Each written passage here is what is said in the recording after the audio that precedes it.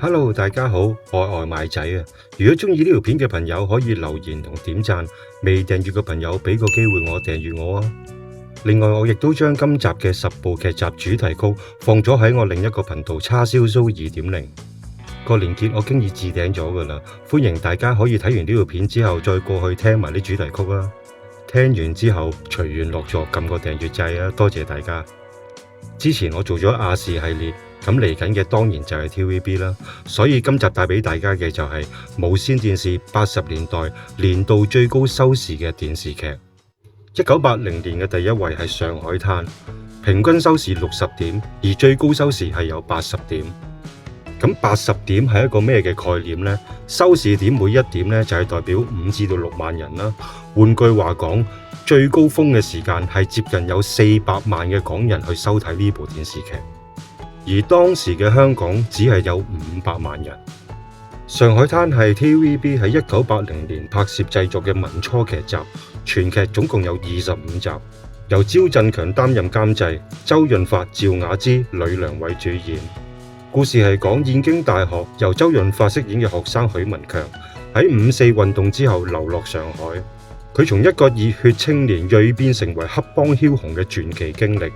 佢同喺街邊賣梨嘅小販由呂良偉飾演嘅丁力結為生死之交，又同馮敬堯嘅女由趙雅芝飾演嘅馮晴晴展開一段刻骨銘心嘅愛情。劇中既有兄弟情義嘅考驗，又有家國情懷嘅掙扎，亦都有亂世中身不由己嘅無奈。特別係許文強喺咖啡廳門口俾人亂槍掃射嘅經典結局，至今依然係觀眾心目中最難忘嘅電視畫面之一。3個主角做完呢部戲之後即刻爆紅，尤其是係周潤發。發哥喺上海灘扮演過許文強，佢經常着住一套長嘅風褸，配搭住紳士帽，非常之型仔，深入民心。但係做呢部戲之前呢，佢經常都係只係做一啲小本嘅製作，或者係做茄喱啡啦，亦都俾人懷票房嘅毒藥。但係發哥並冇放棄到，佢周圍去客串啊，或者係喺片場嗰度行嚟行去啦，望嘅就係導演可以留意到自己。直至機會嚟到，佢接咗呢部《上海灘》，但係其實接呢部戲嘅時間咧係有少少淵源嘅。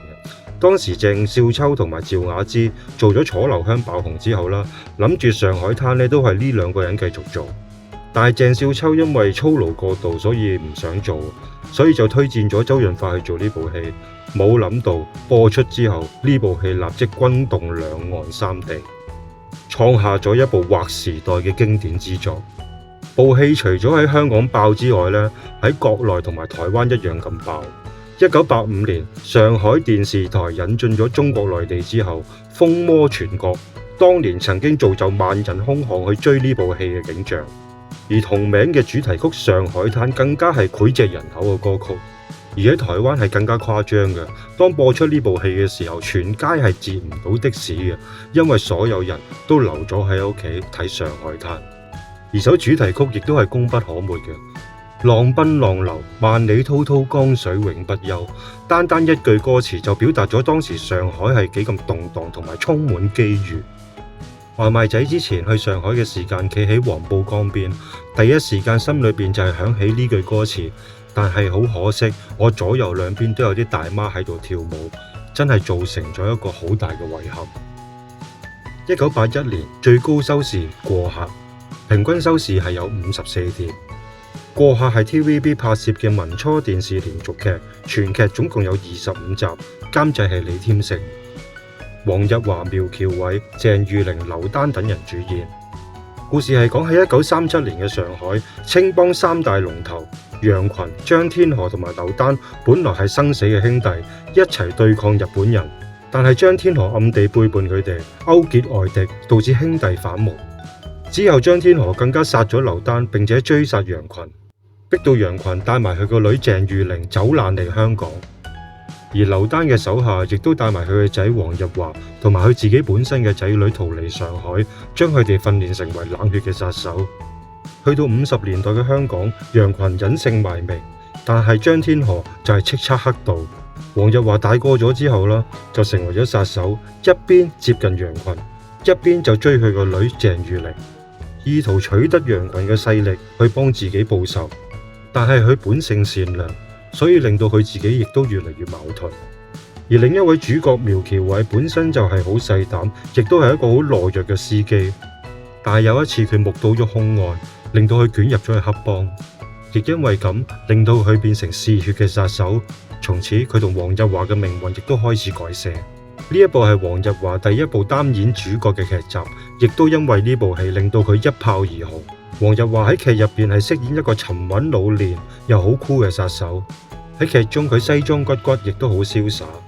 據說當年張曼玉同埋劉嘉玲亦都因為係睇過呢部戲，視佢為偶像，所以報考無綫藝員訓練班。1982年嘅收視第一位係《天龍八部》，平均收視有50點，而最高嘅收視係有60點。《天龍八部》系列係 TVB 根據金庸所著嘅武俠小說《天龍八部》改編而拍攝製作嘅古裝武俠劇集，由蕭生監製，由湯鎮業、梁家仁、石修、黃日華、陳玉蓮等人主演。呢個系列係分為兩部，第一部係《天龍八部之六脈神劍》，係有30集，而第二部係《天龍八部之虛竹傳奇》，係有20集。呢部82年版嘅《天龍八部》亦都係金庸所講佢最滿意嘅一部，當中嘅每一位主角都係經典，無論係陳玉蓮飾演嘅黃雨嫣、湯鎮業飾演嘅段譽、黃日華飾演嘅虛竹和尚、梁家仁飾演嘅霸氣而有深情嘅喬峰，以及由黃杏秀飾演嘅阿朱，每一個角色都令到金庸十分之滿意。而除咗幾位主角之外，亦有2位影帝級人馬初試提升，包括係喺黃日華隔籬台詞少之又少嘅梁朝偉，同埋喺梁家仁隔籬好似直頭係冇對白嘅周星馳。1983年嘅首位係《射雕英雄傳》，平均收視65點，而最高收視係有71點。《射雕英雄傳》係 TVB 根據金庸武俠小說《射雕英雄傳》改編嘅古裝武俠劇集。劇集分為3部，第一部《射雕英雄傳之鐵血丹心》係有19集，第二部《射雕英雄傳之東邪西毒》係有20集，而第3部《射雕英雄傳之華山論劍》亦都係有20集。若果話上海灘係一個現象級嘅收視，我會形容呢一部係黐線。呢一部劇播出之後係獲得空前成功，係達到99% 嘅收視率，打破咗1977年電視劇《家變》所獲得嘅95% 嘅收視紀錄。每集嘅平均收視去到65點，換句話講，每一集都同時間有350萬嘅觀眾同時收睇，亦都係香港電視史上最多觀眾收睇嘅連續劇。部戲1985年喺內地播出，喺中國嘅收視亦都達到90%，成為20世紀中國收視率最高10大劇集之一。而呢部戲喺1996年喺印度播出，亦都係十分之受歡迎。呢部戲喺中國內地係影響咗好多人嘅價值觀，成為咗好多70、80後嘅集體回憶。因為呢部戲咁收得啦，所以 TVB 就即刻叫蕭生趕拍《神雕俠侶》，嘗試再破收視嘅紀錄。而部戲黃蓉呢一個角色係當時熱門嘅話題。TVB 開頭係諗住俾戚美珍去做嘅，但係覺得佢個性格唔係好啱，所以淘汰咗。所以後嚟無綫就舉辦咗理想黃蓉選舉，而翁美玲亦都突圍而出，令到佢一炮而紅。翁美玲係外賣仔由董事開始覺得係好靚嘅女演員，靚過佢嘅係有好多，但係我覺得唔會有佢嗰種靈氣。佢嗰種靈氣係發自內心，而唔係矯情做作，亦都唔係話訓練班可以訓練到出嚟，係天生。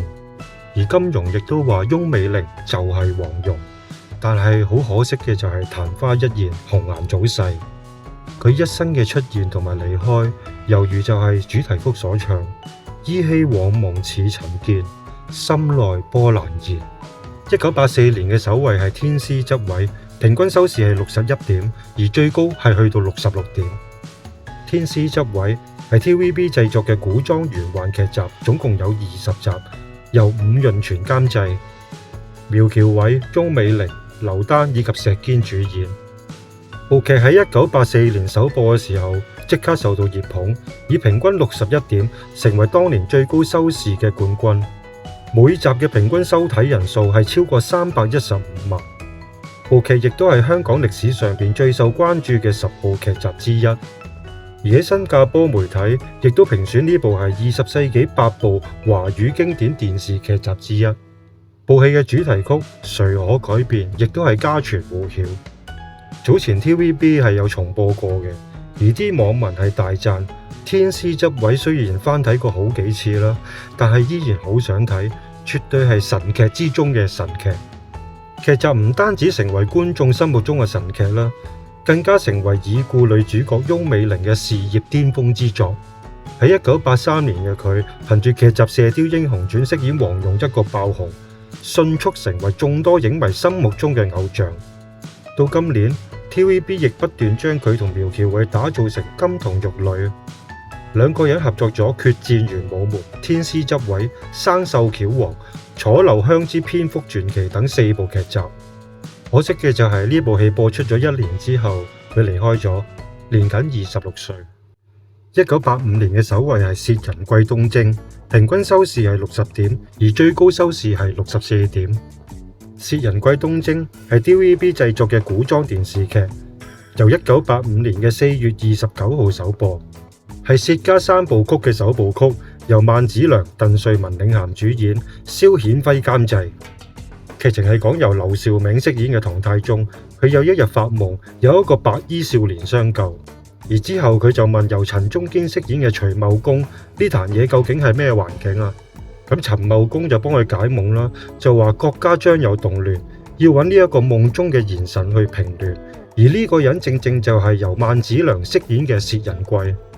而薛仁貴因緣際會之下啦，就獲得咗九牛二虎之力，成為一代名將，並且擊敗咗高麗大將蓋蘇文。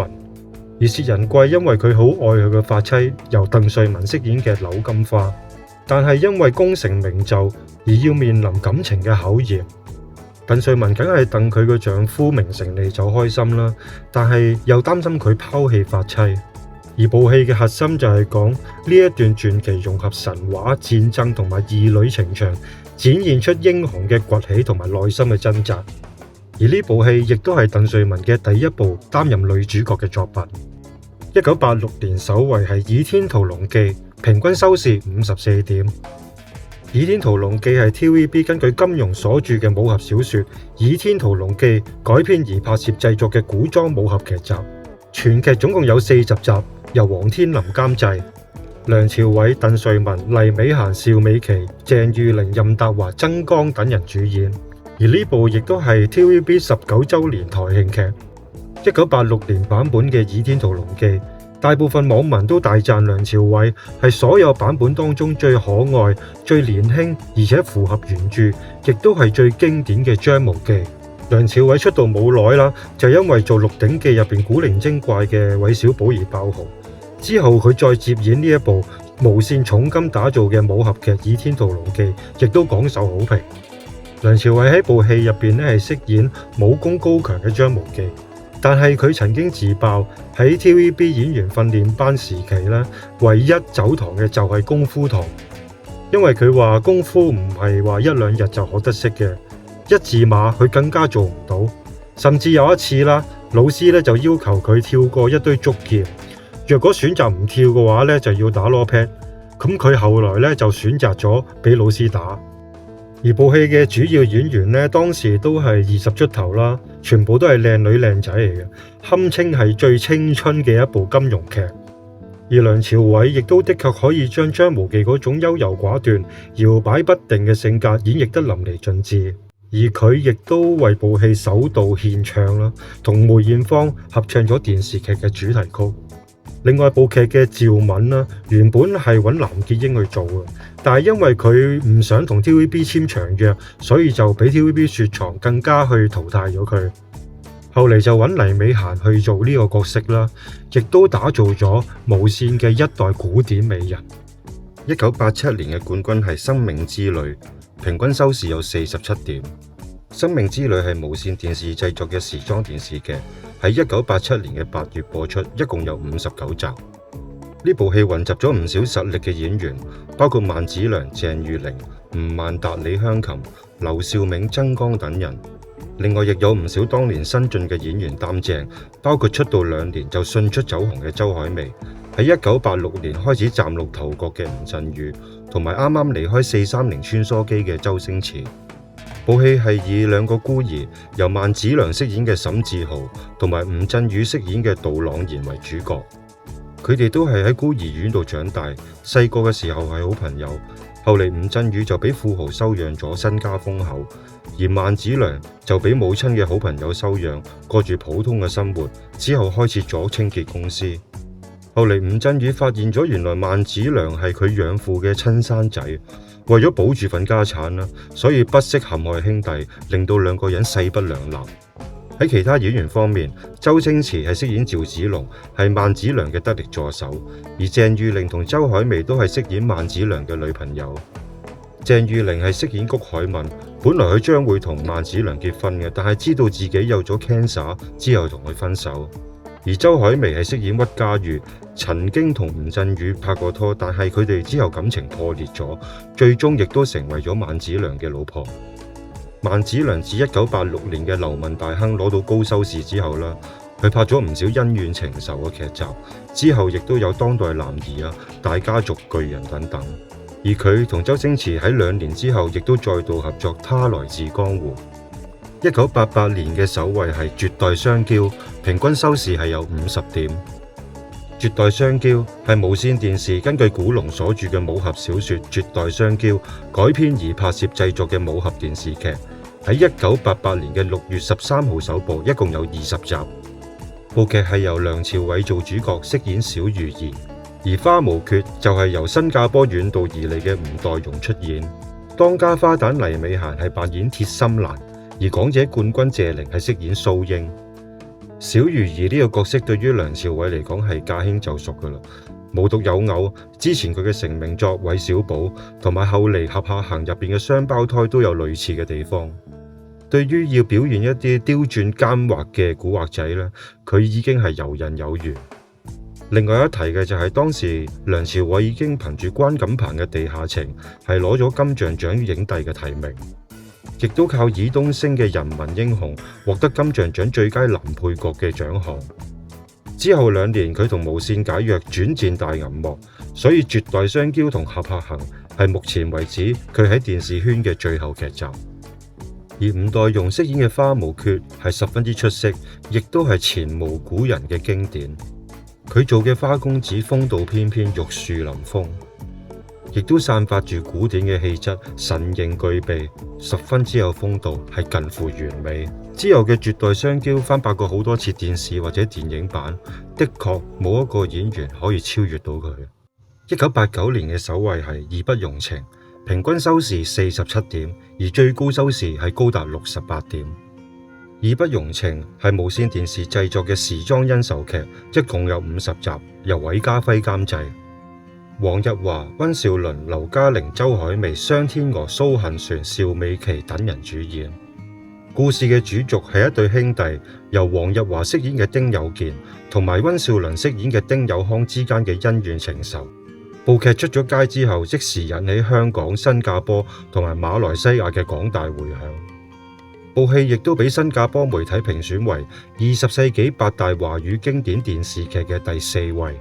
義不容情的確係一部經典之作，因為大家睇緊嘅並唔係一部劇集，而係睇緊佢哋喺度生活。原因係每個演員都係演技嘅巔峰，入邊嘅壞人係壞到令人咬牙切齒，恨不得將佢碎屍萬段；而好人係好到令到觀眾好想去幫佢一臂之力。而丁有健亦都係黃日華飾演過咁多個角色當中比較成功嘅一個。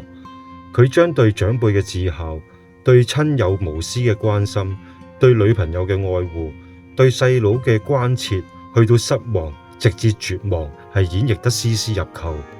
另外佢係由一開始做一個辛苦養家嘅的士司機，後尾考到懲教署做學員，繼而落難做囚犯，到最尾係做咗商界嘅驕子。